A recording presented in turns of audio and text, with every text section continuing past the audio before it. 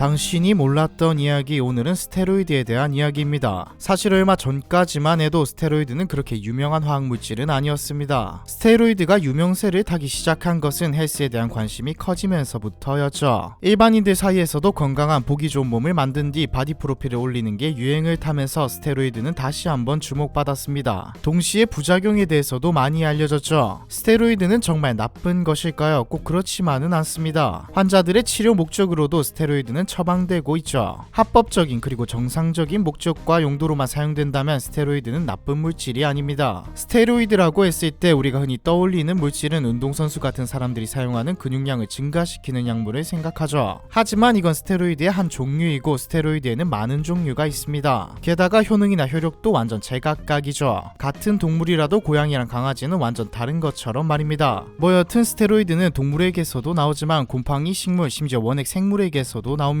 생물에게서 나오는 것 말고도 인공적으로 합성해서도 사용하죠. 오늘은 스테로이드의 대표격인 병원에서 처방된 스테로이드, 코르티코스테로이드라고도 불리는 당질 코르티코이드와 운동선수들이 사용하는 단백동화 스테로이드, 아나볼릭 스테로이드에 대해서만 해볼 겁니다. 사실상 우리가 살면서 접하는 스테로이드 약물은 이 두 가지가 다거든요. 먼저 말도 많고 탈도 많은 단백동화 스테로이드, 아나볼릭 스테로이드에 대해서 이야기해보죠. 아나볼릭 혹은 단백동화 스테로이드라고 부르는 스테로이드는 우리가 미디어에서 가장 쉽게 접할 수 있는 스테로이드입니다. 사실상 미디어에서 말하는 스테로이드는 아나볼릭 스테로이드를 뜻하는 말이죠. 흔히 스포츠계에서 많이 사용되며 단기간에 근력을 향상시켜주고 체력 회복도 빠르게 도와줍니다. 그래서 아나볼릭 스테로이드는 프로 스포츠계에서 악용되는 경우가 많죠. 슈퍼휴먼이라는 다큐의 해리슨 포프 하버드 박사는 젊은 선수가 영양 섭취 불량에 수면 불량, 흡연, 과음에 체력 훈련의 절반을 빼먹어도 스테로이드만 투여하면 성실하고 재능이 뛰어나지만 스테로이드에 손이 되지 않은 선수를 근육 증가량에서 압도할 수 있다고 말합니다. 게다가 부작용까지 심한 약물이기 때문에 선수 생명 보호 차원에서도 스포츠계에서는 엄격하게 금지하고 있는 게 아나볼릭 스테로이드죠. 2018년에는 약물 사용으로 러시아 선수단 전체가 출전 박탈을 당하기도 했고, 사이클계의 전설 랜스 암스트롱도 스테로이드를 했다는 게 밝혀지고 모든 기록과 상을 몰수당했죠. 그럼에도 여전히 스테로이드는 계속 쓰이고 있습니다. 스포츠에 자신의 인생을 바치는 선수들이 압도적인 몸의 기능 향상이라는 유혹을 이겨내지 못하는 것이죠. 사실 남성성을 향한 인간의 욕구는 오래전부터 있었습니다. 고대 그리스의 올림픽 선수들은 남성성과 몸의 기능 향상을 위해 동물의 고환을 섭취했고, 한국에서도 물개의 중요 부위를 건조시켜 한약재로 사용하는 해구신을 섭취했죠. 해구신은 동의보감에도 나와있는 약재입니다. 심신이 지쳐있는 상태인 노루칠상과 성적인 기능이 쇠약한 사람에게 먹이면 양기를 높이고 허리와 무릎을 튼튼하게 한다고 적혀있죠. 한마디로 정력제란 말입니다. 한국에서 해구신을 안 먹게 된 이유는 비아그라의 등장 때문이죠. 일본의 도쿠가와 이에야스도 즐겨 먹었던 약재입니다. 동양과 서양을 가리지 않고 남성성에 대한 욕구 그리고 스포츠 도핑은 계속되어 왔던 것이죠. 지속적인 욕구 그리고 갈망, 이 말은 돈이 된다는 말입니다. 1849년 동물연구가 아르놀드 베르톨트는 닭을 대상으로 한 연구를 진행합니다. 고환이 있는 닭과 잘나는 닭을 관찰하는 실험이었는데, 잘나는 닭들은 수컷의 특징들, 닭으로 치면 닭뼈슬 같은 것들이 확연하게 덜 발달되는 모습을 발견하죠. 이 발견으로 고환에서 남성성을 결정하는 무언가가 나오는구나 라고 생각을 하게 됩니다. 아르놀드는 더 정밀한 실험들을 했고, 아르놀드의 실험은 고환의 유무가 근력과 큰 관련이 있다는 것을 알리게 되죠. 하지만 우리 몸의 각각의 기관들은 한 가지 일만 수행하지 않습니다. 실제로 고환도 엄청나게 많은 일을 하죠. 돈 냄새가 나는 근력의 향상은 그중 하나일 뿐입니다. 과학자들은 고환이 분비하는 여러 가지의 성분들을 분리하고 추출하기 위해 엄청난 연구를 하기 시작하죠. 이때까지는 아직 우리가 알고 있는 스테로이드의 모습이 아니었습니다. 우리가 알고 있는 스테로이드는 1931년 독일 화학자 아돌프 부테난트로부터 시작되죠. 부테난트는 엄청난 양의 소변에서 15mg의 남성 호르몬 안드로스테논을 정지하는 데 성공합니다. 3년 뒤인 1934년 레오폴드 루지치카는 정지한 안드로스테논을 합성하는 데 성공하죠. 두 과학자는 이 연구로 노벨 화학상을 수상합니다. 화학계, 아니 제약회사들은 난리가 났죠. 하지만 아직 부족했습니다. 정확히 발견하지는 못했지만 이미 모든 과학자들이 안드로스테논보다 더 강력한 물질이 있을 거라 생각했고, 네덜란드는 물론 독일, 스위스의 제약회사들은 앞다투어 엄청난 돈을 투자해 안드로스테논보다 더 강한 호르몬을 추출하기 위해 나서죠. 결과는 성공적이었습니다. 1935년 근육을 만드는데 중요한 역할을 하는 호르몬이 발견됩니다. 이 호르몬이 우리도 한 번씩은 들어본 이름 테스토스테론이죠. 1937년부터 사람을 대상으로 한 임상실험이 시작되었고 세상에 알려지기 시작했습니다. 1940년대부터는 암암리에 사용되기 시작했고요. 특히 냉전 시대의 소련은 물론 동독과 동유럽 같은 공산권 국가에서 올림픽 출전 선수들의 기량 향상을 위해서 사용되었죠.